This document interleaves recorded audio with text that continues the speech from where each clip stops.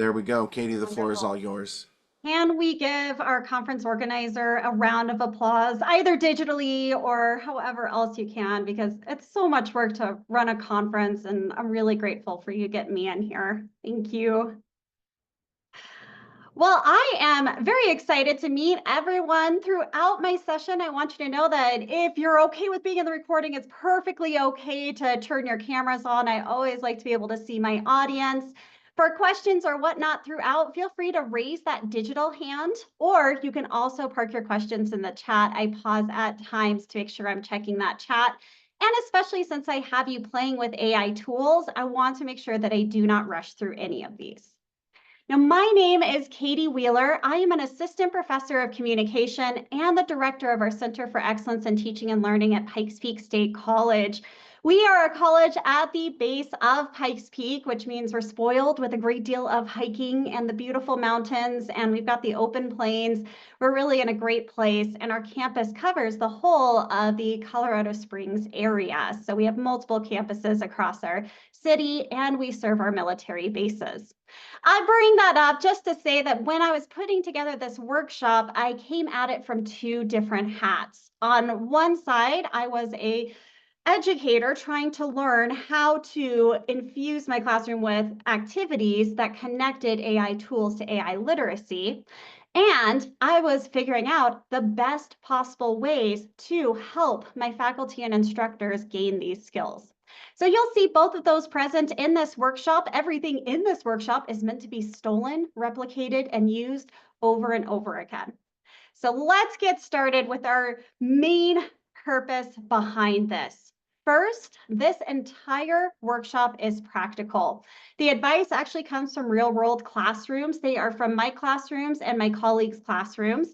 And I want you to have activities that you can actually try in your own classrooms. Please feel free to reach out to me and let me know how they go. I am just going to share my email address right in here so that you have it. To put my workshop together, these are the resources that I've been going to regularly. We brought in Dr. Eddie Watson to speak to our campus community and run a workshop. We also have been working on teaching with AI throughout the entire year. If you have not had a chance to pick up a copy of this book, it's practical, it's hands-on, it's one of my favorites. The next source that I used is a Scotty Breaks It Down, and that website was fantastic for gathering materials to help teach my students about AI and build guides into my course learning management system. Then the third one that I have over here comes from the amazing Dr. Cynthia Albee. She has the AI spell book with prompts and everything that I've been able to take and modify for my specific classes. If you're looking for one more great individual to go to, Ethan Mullick is always updating his Substack with other amazing AI sources that you can go in and learn more about the tools. So with that being said, do we feel ready? Feel free to give me a thumbs up or any emoji that speaks to you. Excellent. So our game plan today is I'm going to start out with an overview of some tips for infusing your classroom with AI activities. And then we'll take a look at live action role play, choose your own adventure. I've got a research activity for you and creating a matching game. This entire workshop is interactive and hands-on, which means that I actually want you working in these tools as we bring up these activities. So I'm not just going to talk you through each activity, but I want you to have a browser open with the AI tool so you can see what your experience as an educator would be, but then also what that student experience is like. I also want you to know that as we were developing this, my CETL team, my other fellow faculty and instructors kept saying that we didn't want to just talk about AI. We're ready to roll up our sleeves and have that hands-on experience with AI. And that is at the heart of this workshop. So let's get started with making sure we have our AI tool of choice up. My campus has been testing Boodlebox, so that's the one that you'll see me using, but you can run these with Claude AI, which is a little more creative, the all-famous Chat GPT. You could run this in Gemini or any other AI tool of your choice. So I want to give you a moment. I don't want to go too quickly, so go ahead and have your AI tool up and ready to go. you'll see me handing out some links to Google Docs with prompts and things that you'll be entering into the tool to test out for your own classes. Susie, thank you so much for that thumbs up there. And I'll give everyone else just one moment. Give me that digital thumbs up as soon as you have your tool of choice open.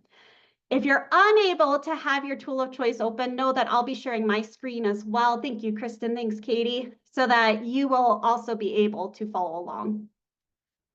Excellent. I'm seeing those thumbs up coming up. Absolutely brilliant. So now that you have your tool up and ready to go, that's actually the first step that I take with students is I have them get set up with a tool they've been using or something different that they want to get into. And the reality is that some of our students have been using these tools and some of our students have absolutely no idea how to use these tools. And I take this with the approach of we're going to prepare a foundation for them to be able to grow in their AI skills. So my tips for you when you are going to teach a class and infuse it with AI activities, first, make sure you have a student guide for AI.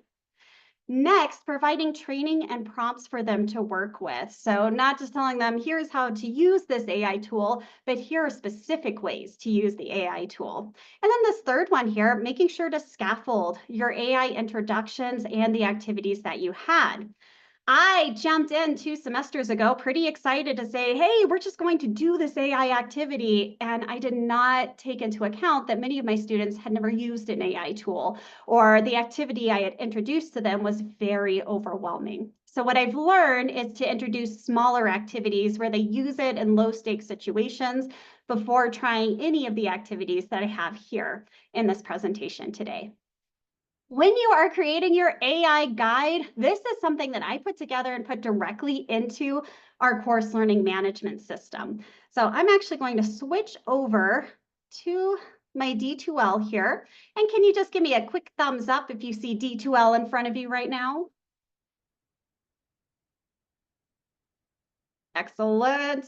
So this is what it looks like in the classroom for my students. When they are ready to use an AI tool, I've got a specific guide talking to them about the difference between an AI assisted versus generating things with AI. So AI assisted versus AI generated. We go through this and talk about it toward the beginning of the semester. And then I give them the tools that they can use throughout the semester with the option of always not using a tool if they really don't want to. It shouldn't hinder their learning. It should always support their learning. Then beneath this, this is from the Scotty Breaks It Down, we have the ethical and unethical uses of AI. So they already have that in front of them and they're starting to gain that knowledge there. The next document that I have in here looks different for each of my classes because what I did is I took many of those prompts from Cynthia Alby's spellbook and adapted them for my classroom. So my public speaking classroom actually has public speaking prompts to help students figure out their topic, to practice their speech, to get some tips on their outline. For my students who are in more of my writing intensive classes, they have some of these prompts to help them to use more active voice and less passive voice. And then the other thing that I've been up to is we've been working on creating some bots at our college so you could have a specific public speaking coach bot that is only trained on your course. And that's been a great experience to have. And then, of course, I've got my organizational communication students are getting into their interviews and preparing their resume materials. And this is a great opportunity for them to learn how to use these prompts to support their interview process, to remind them not to put their personal details into an AI tool, and to emphasize that this AI tool is assisting you. It's not generating a great deal of work for you. So that's one of the first things that I do is I ensure before the semester begins that in my course learning management system, students are able to learn about AI and the prompts that are appropriate for the assignments in my class. The resource for the ethical AI usage, it's a great question that I have here, is Scotty Breaks It Down. The Scotty Breaks It Down website has all sorts of infographics, and I was able to plug it right in there. And just so that y'all have this as well, so you don't have to create it from scratch, here is our first link to our Google Doc, maybe. if the technology decides to work with me here. Okay, well, apparently I can't paste the link into here, so I'm going to take y'all on a journey into Google, and let me share this with you right now so that you have it. This is just a guide that you can take, rework for your own classes, help you to align to the AI policies and standards that you have at your institution or also in your department. So this is everything that you just saw in that D2L shell, and you can go in and adapt it as needed. So now that you have a sense of what to include in the shell in advance, the way that I train my students on AI tools is first gauging their comfort levels, either doing this with the slide that you see on your screen on the left, or I have them come up to the whiteboard and just tell me how comfortable they are. And then on the right side, I actually talk to them just a little bit about what is AI, and I keep that pretty simple. So while Ethan Bullock really breaks it down for me, and I mostly understand a lot of the coding behind it, but not entirely at all. I really appreciate it, Dr. Nick Jackson, for saying, hey, here's 1, 2, 3. This is how these language models have been taught. Here's what they've been trained on, and here's how they're used. And then just as a follow-up, here are some of the prompt examples that I have. And truly that AI prompts for teaching the spell book is extensive. It is built with the educator in mind, so you can go in and get more ideas for prompts. And feel free to take any of these as well. I'm more than happy to share them. So now that we have a sense of how to build a foundation of AI training in our courses that doesn't take up a ton of time, helps to scaffold those skills over time, and provides a place for students to go to learn more, we can now go into our first activity. And this one is live action role play. And has anyone, by a show of digital hands, heard of live action role play before?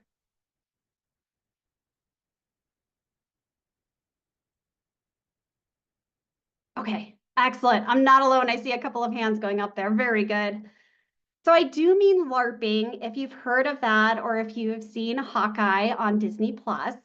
But this is a great way to have some role play in the classroom for students. And it actually connects to creating wicked problems for them. So giving them problems that they have to solve to help them in their learning process.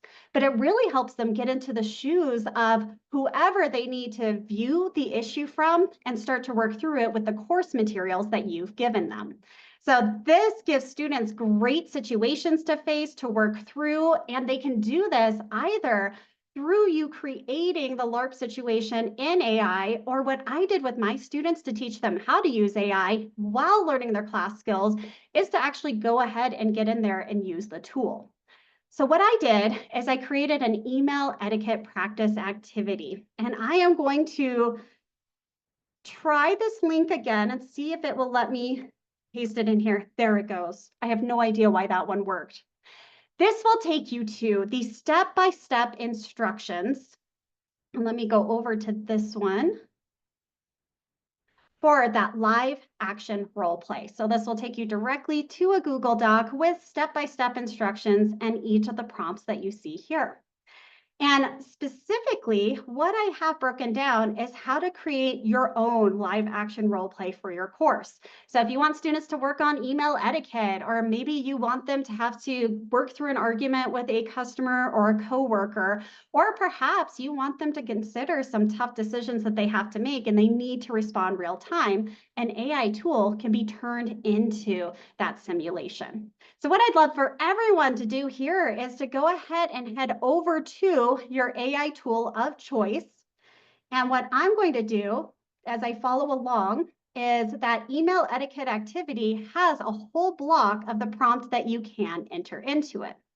Now, if you have the ability to create your own bot, you can train the bot to do this. But if not, I just have my students grab this prompt here, head over to the AI tool of choice, and all you have to do is plug it in here.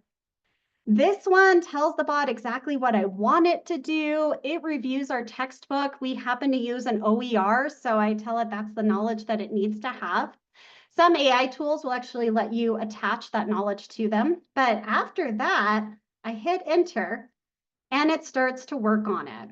So I didn't put a name in there. It's kind of looking strange at the name. But the cool thing about this, and this is using Claude, is I get a very creative, tough email.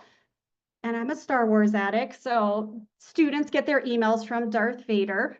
But, ooh, oh, hold on, y'all. It looks like that link didn't work. Thank you for letting me know. Let's try this.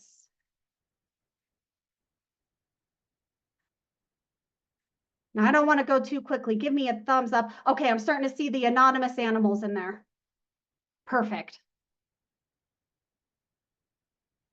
Here we go. That's much better. So Susie, I cannot thank you enough for that. So here is that prompt that I actually want you to go ahead and copy, paste it into the AI tool of your choice. When you're setting up these activities, it does not hurt to test them out on a couple of different AI tools just to see the different responses that you get. So this is what Claude gave me with a lot of details, a lot of details, dates, and numbers that students can respond to. But then I can also take this and feed it into ChatGPT, except not feed in my link there. Oh, y'all, I'm so sorry. We are definitely toward the later part of the semester. So I get my appropriate prompts and I don't confuse my Boodle box here. And there we go. And so now you can see this one might be a little bit different. It could pull some different information. And so you could try these with the different chat models just to see what they bring up. And Susie, I'm so glad you shared that. I love Star Wars as well.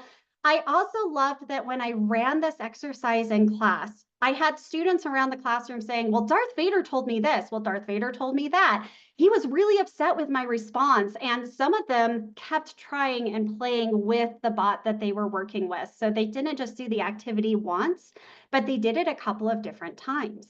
And it helped them with those email etiquette skills. So when they worked on the final overall project, it was polished and wonderfully done. And I have to admit that now my students are emailing me with all of the etiquette in place. So it's just one of those activities that gets students in here. It helps them to understand what AI can do to assist them in their learning process. And then the other part that I really want to encourage is that learning piece. So in the space below here on this activity, I had them type up their email. You might have them type up whatever corresponds in your class. And then down here, I have those reflection pieces. So students put in a prompt to get some follow-up on how they did, and then they discussed and reflected on their next steps in learning. I appreciated that because that helped them to grow in these skills, and it was a great way to use AI. So that's the first example that I have for you. Just by a show of any emoji of your choice, who's going to give this one a try?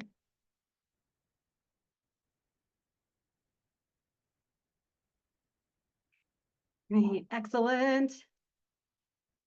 Perfect. I'm so glad folks are going to try it.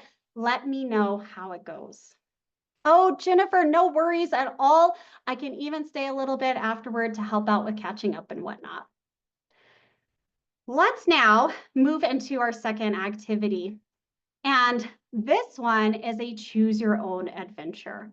I love choose your own adventure assignments in my classes. So I let students kind of choose which topic they're most interested in and say interpersonal communication. And then they use that topic in their paper or whatnot. But for this one, I thought it'd be really neat to put together a text-based game in AI to help them learn about AI, but also connect to the learning outcomes that we have in the class. So what's really neat about this is students get ownership over the decisions they're making, just as they would in a choose your own adventure book. But then also it's really easy to run this activity in class. It does not take long as you have introduced students to AI and they've tried it out. They know the drill by the time they get to this one. And so I'm going to give you that handout so that you have it. In this one, it has the same overview of building this activity.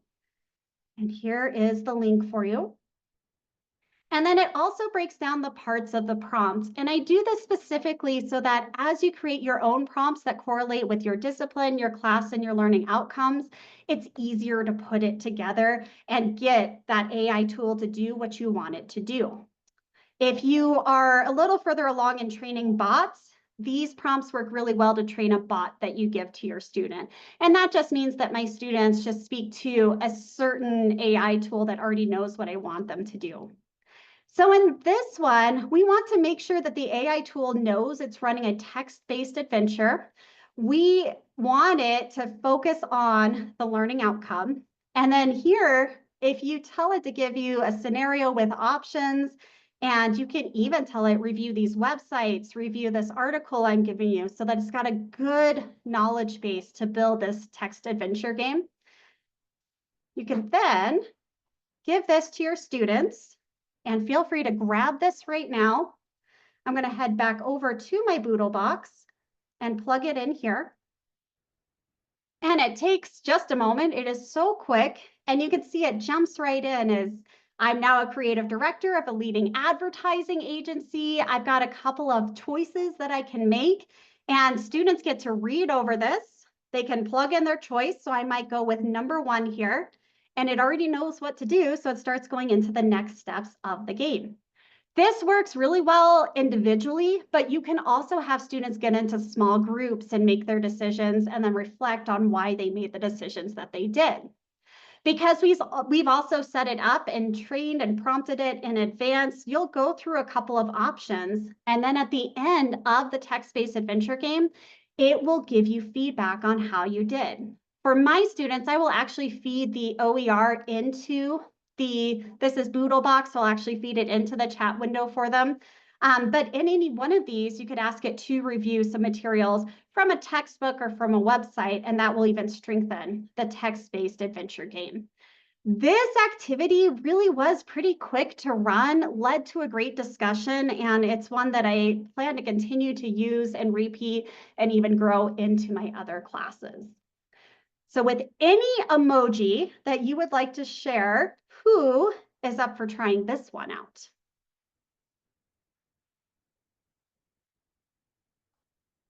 Okay. Excellent. I've got one individual, so I'll take it. And just as a reminder with this one, what I loved about it, thanks, Susie, is students really got to explore the representation part of the course we were talking about. They got to connect it to advertising. It was neat to just let them know there's different AI tools that will have those different experiences for them. And then especially leaving that time for the discussion. The discussion felt much richer when they were in the shoes and making those decisions for that company. So Michael, I have done this quite a bit with case studies, and I really like that question because for some case studies that I run in my classes, I will give AI the learning outcome and what I'm focused on in the current case study that I have. And I will even take it and have it create case studies catered for their specific majors. And that's been really easy to do in this tool. So I love that idea with case studies. All right, we're going to move on to our next one with research activities. And I am always trying to find ways to show students the power that an AI tool can have, but have them spending more time on actually reading through the research and working with it rather than trying to find the research or feeling confused or overwhelmed by our library. So this has been a really great first way to get students into the research process and understanding more about how to break down that research.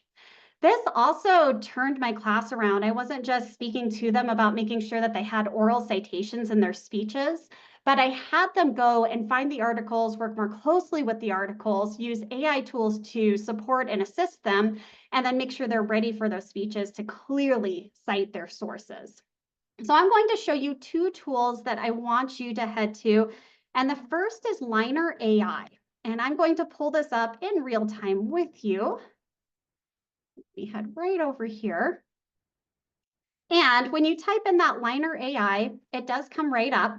It is a credible AI search engine. It tends to pull from a lot of those open journals that are there and does have the Scholar button here. But what's neat about this is in this two-step process, students can get started here to see what AI can do. And then the second part is actually taking apart and learning more from that article. So let's say we want to see an overview of research on coffee from the past 10 years. And what Liner does is it will bring up this sort of Credo, Wikipedia-like overview of the topic. And then it will show you everywhere it's pulling that information from. So it is a great way to just begin to get students into connecting what they're reading, finding articles, and understanding them more so. You actually don't have to log into Liner AI whatsoever. So this one, I am actually not logged in. Oh, I'm a liar. I logged in with my Google account, but I've used it many times where you do not have to log in, and students like it because they don't have to log in. So this is a place that you can get started and perhaps have them chase this down to get the article itself. And what I like about this then is once they have the article, so you can see it connects you right over there. Yeah, perfect, Jennifer. Yes, continue as guest. And of course, as soon as you're pulling one of these articles up, this is where it loves to get stuck. So while it is thinking about its life, and we might go back and get another one. Let me try this one here. And so while it is doing that, I am going to send this over to you so you also have these step-by-step instructions. I ended up introducing both tools to my students first. So I showed them Liner AI, and then I had them go to Notebook LM so that they had both of these. You can grab the link or you can grab the PDF. So you can have students do whichever works best with their devices. I'm just going to download that real quickly. And then Notebook LM. So let me plug this in here so you see it, and then you've also got it in your Google Doc. This one does want you to log into a Google account. So it has you land on this front page where you go into trying it, and you can see that I've tried it quite extensively. When you create a brand new document space here, you can upload that PDF, such as the one that we just had. So if I go to my downloads, there's that article, and it starts to work on it. And what's great about this is it has now uploaded the specific article in here. It will let you ask about it. So I can say, I am an automotive tech major. How can I use this article in my future? And it will start that chat process just based on that article. Because we use OERs in my department, I've been able to put OERs in here. And that's another great option too. If there's an OER related to your course, so that open education resource, and you want students to start to interact with it, even if it just relates to a chapter, you can plug that chapter in here and they can start chatting with it. It will also generate a podcast. So when they click on this, it starts to put together these voices that will talk them through the article. And my students have loved using that. They said they could just sit back and listen to it, and it's much easier for them to hear some parts of the articles they're working with.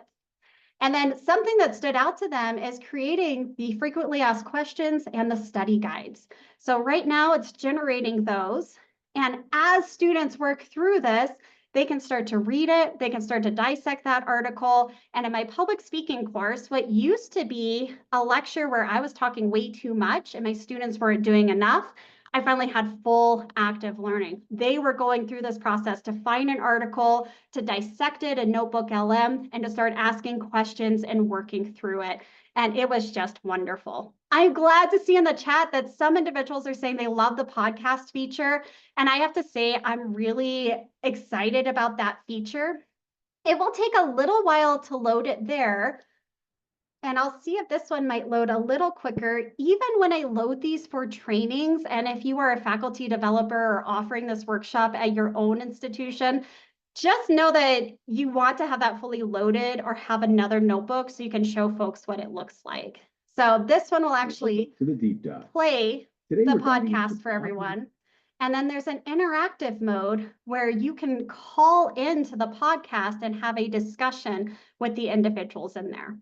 And that has just been a game changer. One of our English as a second language instructors took this, had their students take an exercise and put the podcast together. They played it for different groups in the classroom, and then they completed their exercise that way. So it was great for them to hear the articles that they were working on, to speak through them, and they got to make something cool with an AI tool. So again, that helped to reinforce that AI tools can assist you. It's not all about that generation or plagiarism or doing the work for you. So I'm going to close this real quickly so I don't start lagging. I always have a million tabs open. Please take this one and try it. Let me know what you think just by any emoji of your choice. Who's going to try that process with their students? Great. All right. Excellent to hear. And I got a maybe, certainly. So with this next one, this turns the tables just a little bit to make our lives easier. So any of these activities that I've shown you, you could use these prompts and turn them into an activity you just bring to the classroom. So maybe students can't access that AI tool or they're not ready for it. Well, you could have some of these create a case study for you or create an interactive scenario or simulation for you. That's sort of what this one did, but what I really liked about it is I could go to AI and create a matching game, and I specifically did this one with communication failures. This was in a class where I had a variety of majors: automotive tech, diesel tech, construction management, communication majors, architecture. There's just a mix of everyone in that classroom. And I wanted them to be able to connect to these communication failures well. So what I did is I worked with AI to help create a matching game. And I'm going to go over to this and share it with you. And what I like about this is I use the 3 pauses in my classroom. So I really like to start with a pause to check in and see where students are at and are they ready to learn the information, a mid-lecture pause, and then I'll have a pause at the end of my lecture. And if you want to learn more about hitting pause, that comes from Gail Taylor Rice's book called Hitting Pause. It's got a lot of great ideas. And so this matching game is one that I loved before, but I used AI to create specific matches based on their industry. So I asked it for automotive tech. Then I asked it for welding. Then I asked it for the communication marketing field, broadcasting, multimedia, graphic design. And the cool part about this is it brought up scenarios from each of those industries. I also took these to the heads of those departments and said, hey, is this relevant? How does this look? And they said, wow, I've dealt with that. That is spot on. It also gave me an opportunity to create some fun ones. So I was able to go in and create a Star Wars version, Dungeons and Dragons, even a Bridgerton version of it. So they had these different matching games they could play. They could do the more serious one related to their major, or they could do a lighthearted and fun one if they needed to. So in the step-by-step instructions you have for this one, you can just follow this specific prompt here, giving it the concepts, theories, the learning outcomes that you want it to work on, and then you can drop it in there. So here's the specific one that I used in my course. And then down here, I kind of did this maybe a slightly older school way, but I did plug all of the concepts and scenarios in.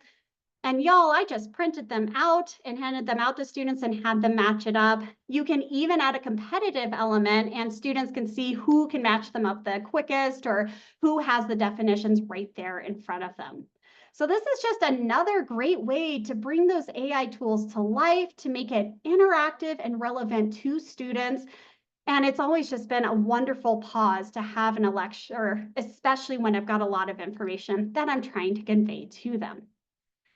So if you're trying that out and building it and thinking that this will work for your class, just give me an emoji if you say, yeah, absolutely, this is going to work great in my classroom. Wonderful.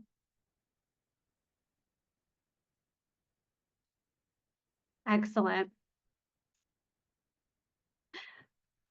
So I want to take a moment to reflect because this is a full hands-on workshop. Each of these activities can be brought to life at any moment. but I do recommend just start small, choose one activity to try maybe at the end of this semester and select an activity to try at the beginning of next semester. It tends to take 2 or 3 semesters to get really good at each of these, so it's nice to start small. And then feel free to fully modify these for your discipline. So whatever you need to do to make it relevant for your students. So here is what I'm most excited to hear about, because I kept asking you, which ones do you think you're going to try? I want you to take a moment to think, and then I want you to add your answer to the chat. Which one are you going to try? And feel free to plug in there even some of the ways that you want to try it. Oh, and Jennifer, I'm going to try out that link and see what that's all about. That's awesome. So what do you want to try, and how do you want to try it?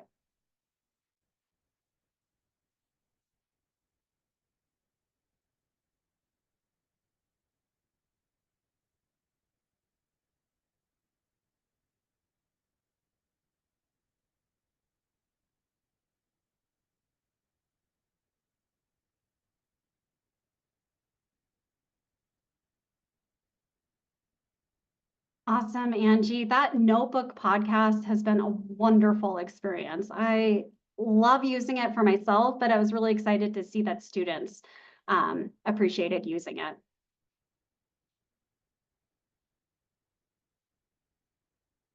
Oh, Katie, that's a great idea. Choose your own adventure for American history. Definitely something to think about. And I don't know about the AI tools that you have, but if you are able to access a tool where you can create a bot. So for example, in Boodlebox, I could create a bot that's trained as a simulation for American history. That could be a way to go.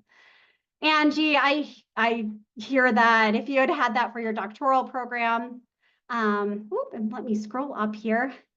Does the interactive mode recorded and output? Michael, could I get a little more clarification around that question? And feel free to unmute. Oh, sure. I was just wondering if say like if I was asking a question of the podcasters, would they'll say, "Thanks for bringing that up." And then they go on with an explanation. Will that portion of what I added or asked, will that be recorded in the output? Oh, I do not know the answer to that question. I don't either. I I'll love let you when know. we run into new ones. Yeah, please let me know, because it's good to think about. All right, yeah, let's chase down that answer and get that. That's a great question. Okay. The interview to prep interns, Susie, I cannot tell you enough. This has made a big difference for my students. And when they come in for their mock interviews, I've been able to cater better questions with the job descriptions that they've given me. So I really like having that tool. Notebook LM is fantastic. I have not been able to get all of the students to comment on it. Hypothesis is one that I've heard is really good for that, and I've seen it in play. But with Google, I've struggled to access other individuals' notebooks. So that is a drawback of that tool. And then if I'm wrong, please let me know. I just have not been able to get into it. And then oh, Jennifer, that's interesting that it's kind of asking you the terms or scenario. And which tool are you using?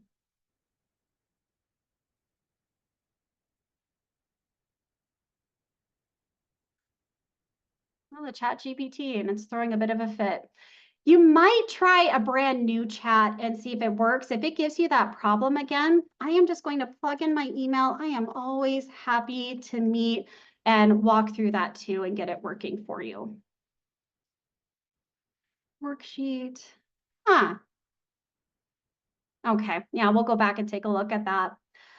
Well, y'all, I am so sorry we got kind of a late start, but I tried to fit everything in as I could to be respectful of time. So just as a reminder, you now have tips for teaching students about how to get those AI tools that they need and that AI assisted versus AI generated, some activities to try out in your classrooms. And please, please, please let me know how this goes for you. If you have any other questions, I am happy to hang out for a few moments and answer those. I did not know I would fall in love with AI tools as much as I have, but I really enjoy using these in my teaching. I enjoy helping other educators bring these to life in their classrooms. And it's been a cool journey at Pikes Peak to see everybody bringing these to life, and never thought I'd get an email from a student that said, I finally made Darth Vader happy. He is going to accept my resolution to the problem. Everyone, I hope you have an amazing day and a wonderful weekend. Thank you for joining me.